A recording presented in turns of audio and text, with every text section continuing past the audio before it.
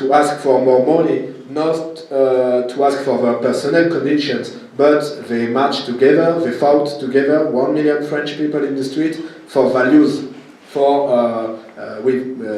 In the debate, we talked about values of civilization, about the place of the woman, about children. It was a thing not for personal conditions, but for values. But if the Socialist Party want to make the law, it's not 1 million people that will change this, but it's producing political effects after this, like now in the local elections. Ils ont appuyé sur le... Ah oui, and also, ouais, vraiment sur l'adoption.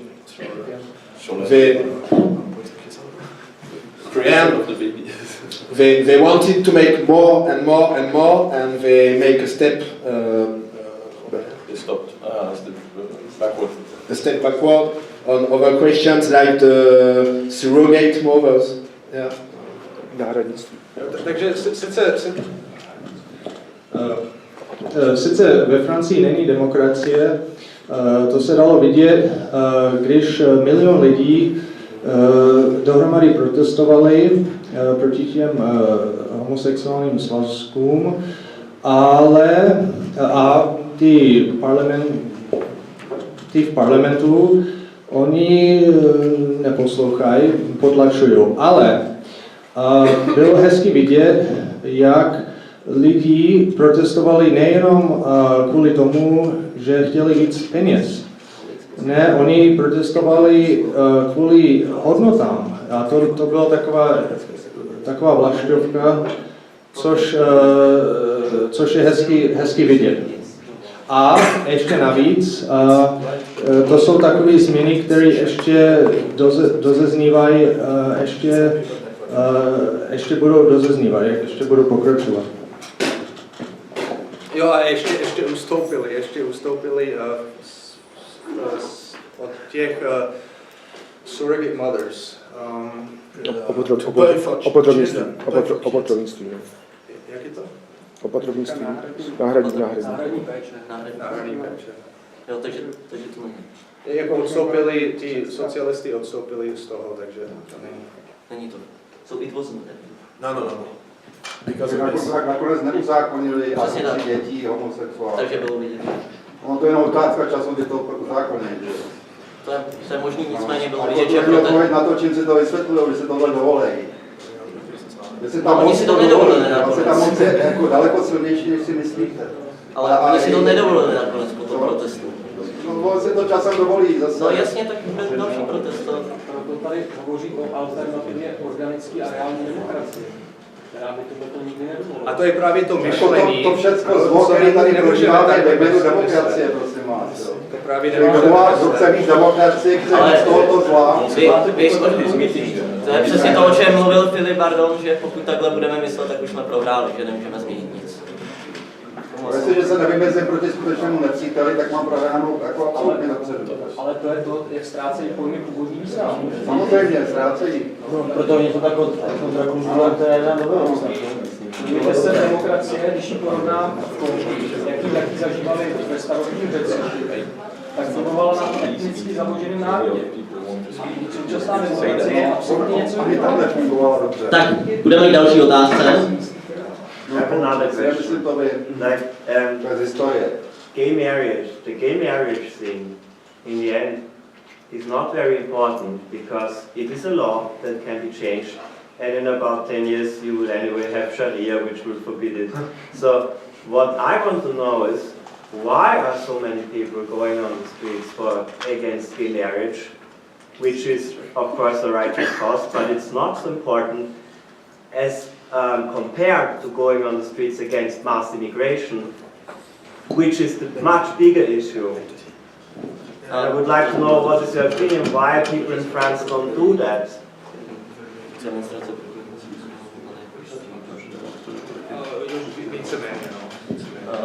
Ten dotaz je, proč byly tak velké demonstrace proti homosexuálům a nejsou proti imigrantům, a dotazující se domnívá, že homosexuálové nejsou takový problém jako imigranti. You're right. Of course, I prefer to see 1 million French working against immigration than against gay marriage, but I prefer to see 1 million French working against gay marriage than staying at home. That's fair. But it's not, the question was not only the gay marriage. The question was, what are we going to do about society? What are our values? But the explanation why you have so many people are larger, because there was a mobilization of the Catholic Church. There was a mobilization of all the right-wing movement. It means from the liberals to the identitarians. That's the reason why many of these people would never have been working against immigration. Maybe not if they like immigration, but just for social reasons. It's better if you come back to job on Monday and your boss see you on the TV working against gay marriage or gay adoption. You should find some reasons to explain this. But if your boss see you working against immigration or Islamization, it's maybe a little bit more difficult. That's some real reasons. But we should not resume. It's not only against gay marriage. It's more about what we want to do of our society. It was not there were not only one reason, and many of these people were also there against the socialist government, and so for also other reasons about identity, of course. Tak já bych to shrnul asi tak, že zkrátka je lepší, když lidi jdou, demonstrují spolu, než aby zůstávali doma. Jo, že samozřejmě, že imigrace je důležitější, byl bych rád, kdyby radši procesovali proti tomu, ale i když protestují jenom proti homosexuálním svazkám, tak aspoň je vidět, že lidi jsou nespokojení a lidi hlavně nebojí se a jsou nespokojení, jdou do ulice a je to dobrý začátek. Just to complete my answer, not on the side of the marchers, of the people making the demonstration, but on the side of the left wing of the Socialist Party. Attacking the family is attacking the identity. They are taking our identity piece by piece. Yeah. First, you can say you're a proud French. Tomorrow, you can say I'm a proud man. Tomorrow, even you can say I'm a man. I don't know if you heard about the gender theory that is teaching to the kids, you are not a man or a woman, you are not a boy or a girl, you got to choose. Okay? We are saying this arriving in our schools. I got one son, I know he's a boy, and he know he's a boy. And it's the same idea. Destructing the family by these laws is destructing identity, it's attacking identity. Takže proč tam byly také tak obrovské demonstrace? Jeden z důvodů je, že dneska řeknou, že nezáleží na tom, jestli dítě vychovává muž nebo žena. Zítra řeknou, zítra už nebudeme moc říct, že ani nezáleží na tom, jestli jsme Češi, Francouzi.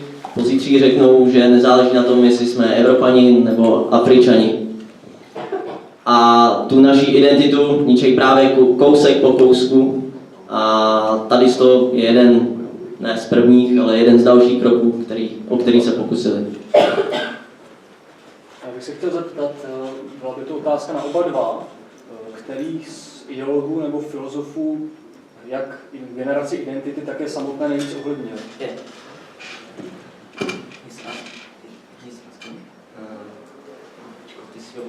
Most favorite philosophers or authors of generation identity, not your personally, but your group. Okay. Even in personal opinion. And you can also say the personal opinion. So maybe I don't know.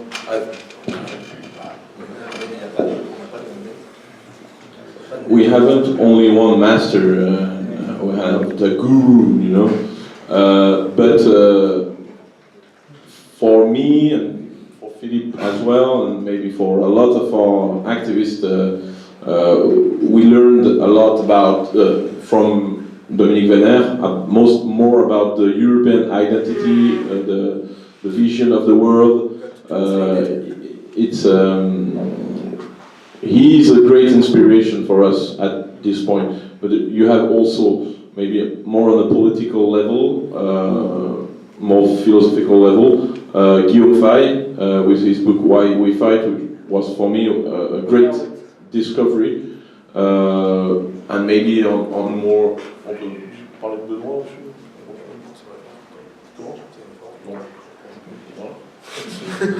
So if we have to talk about two guys, we'll say Venner and Fay for French authors. Takže nejvíce oblíbení autoři, nebo z kterých identitáři vycházejí, co se týče filozofů, je Faye a je to Dominique Venner.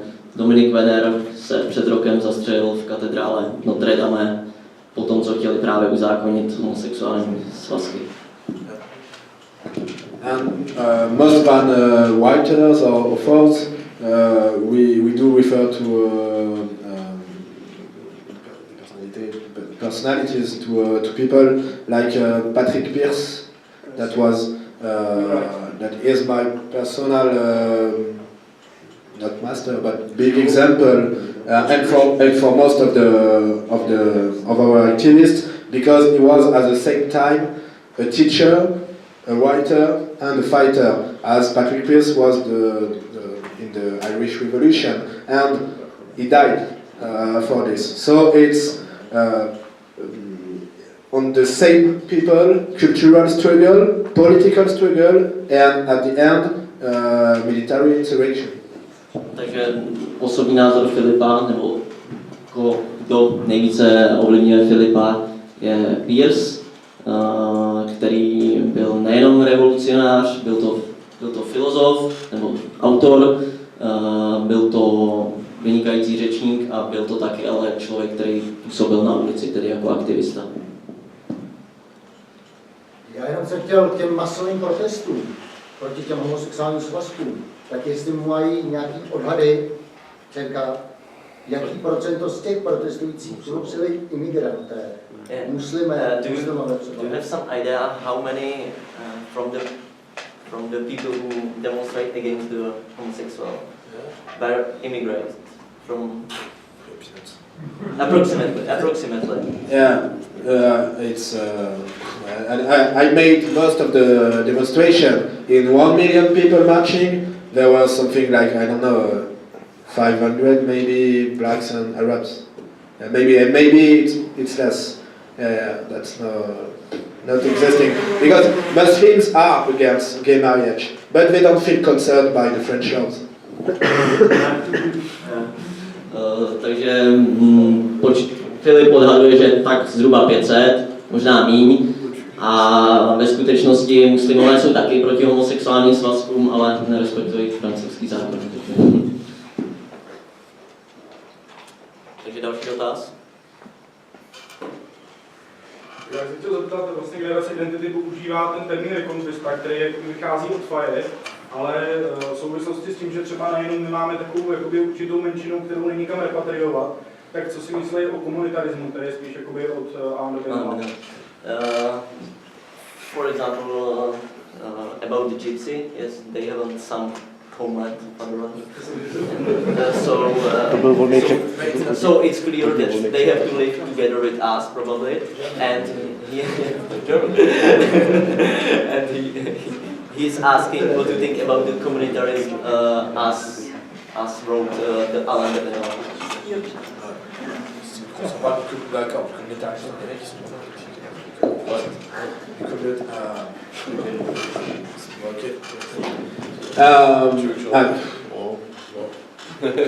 But gypsies is a particular question.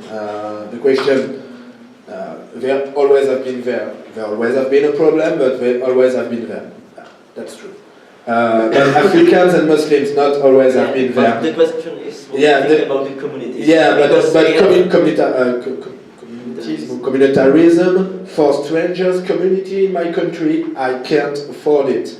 Strangers in my country got to come back to the country. Accept communitarism from them is accepting the presence in my country. They got to go away.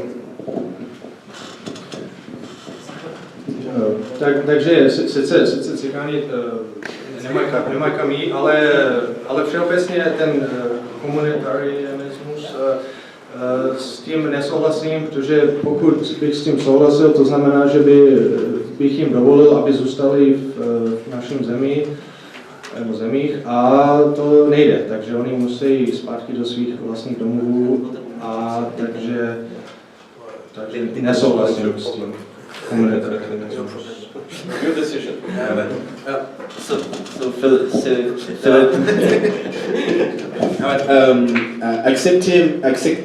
Accepting communitarism for strangers, community, is accepting they will stay in my country, is accepting we could live together.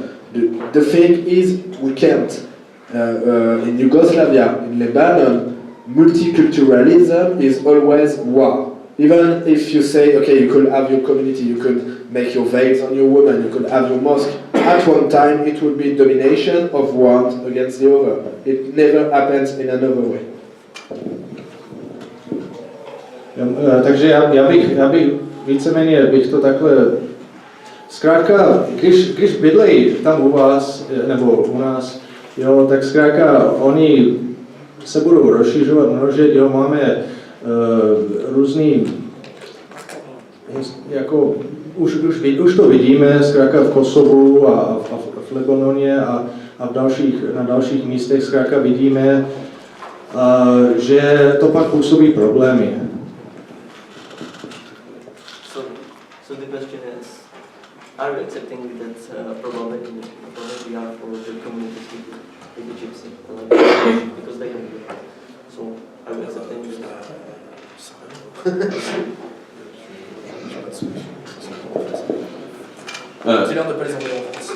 Please don't send them to France. First, how will we make the exchange? And you will. Or we send you the Africans. We haven't the solution for your country. That's the first time we came. Maybe for us, communitarism, as said Philip, is accepting the presence of the foreign people. Gypsies is not is foreign people, but 500 years ago. So you have to find your solution the way you prefer. I would say maybe communitarism, maybe they giving them a small piece of land, or I don't know. For you, that's your country, that's your choice. Takže Filip akorát řekl, ať je Romy neposíláme do Francie. A jinak řekl, že to je především náš problém a my bychom měli rozhodnout o tom, a pokud se tedy ke komunitarismu s touhle menšinou přikláníme, tak je to naše věc a nepřísluším do toho jakkoliv zasahovat. Sám ta dotaz, tak u nás se vede už nějakou dobu debata mezi tím, jestli se dá skloubit ekonomický liberalismus a národní identita. Co si o tom myslí?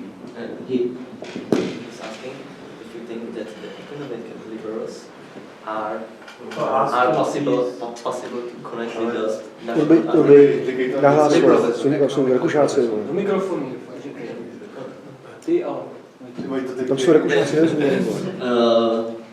My friend is asking if it's possible to connect economic liberals with identity. If it's possible. Liberalism.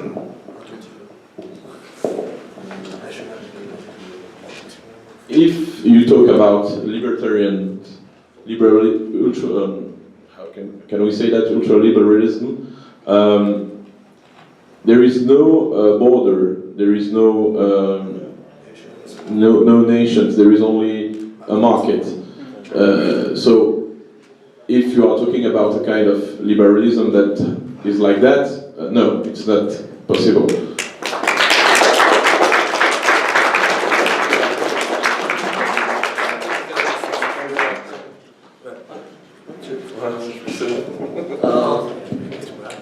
takže Jean David Katin si myslí, že pokud že liberalismus dohromady s naší identitou nejde, protože preferuje prostě a jenom business, obchod, peníze a to je všechno. Takže to nejde dohromady s naší identitou. Nebo za záchranu naší identity.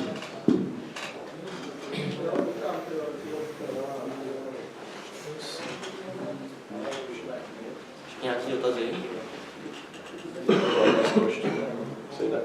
One more question?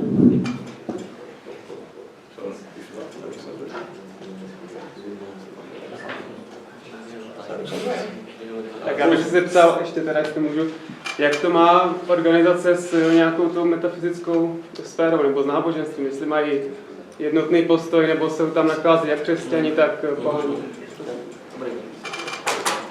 So he's asking, what about the religion in movement? If there is some pagans or the Christians or yeah?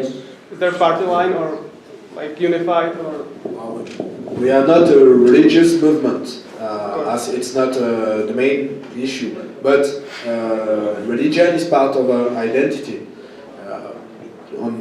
To answer your particular question about pagans or Christians, mainly most of the militants are cultural Catholics. Some of us are real Catholics that are going on the mass on the Sunday, and we got some cultural pagans, but not real art pagans. It's not really existing at this time in the movement and in the world nationalist area. Philosophic pagans, cultural pagans, yeah, for some. Even some are Catholics and a little cultural pagans. But most of the guys are cultural Catholics or practicing Catholics. Takže nejsou to náboženský hnutí, nicméně pokud se zeptáte, tak většina z nich jsou křesťani, jsou tam teda ale i pohani a přiznává, že náboženství patří k identitě.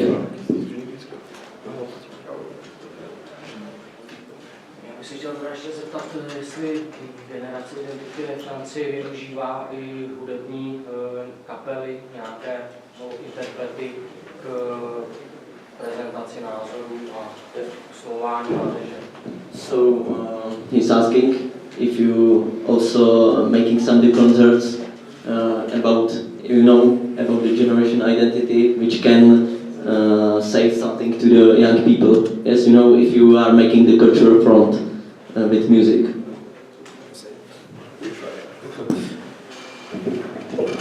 We are trying to, but at this time it's not so simple than it was in the 90s when there were more musical culture. I know this. At this time it's more. Actually, I think that the political situation is so bad that most of the people are concentrating about politics and not so about cultural action, to be true. And so music, we are trying, we have some bands, but I should recognize that at this time you will have more people in a demonstration than in a concert. It was not like this in the 90s, and I don't know if it's bad or good, but it's like this now because I think the situation is really that kind of emergency. Takže nějaké kapely tedy mají, které by mohly používat k oslovení veřejnosti, nicméně situace ve Francii je tak špatná, že se spíše věnují politice než kulturní frontě, co se týče muziky.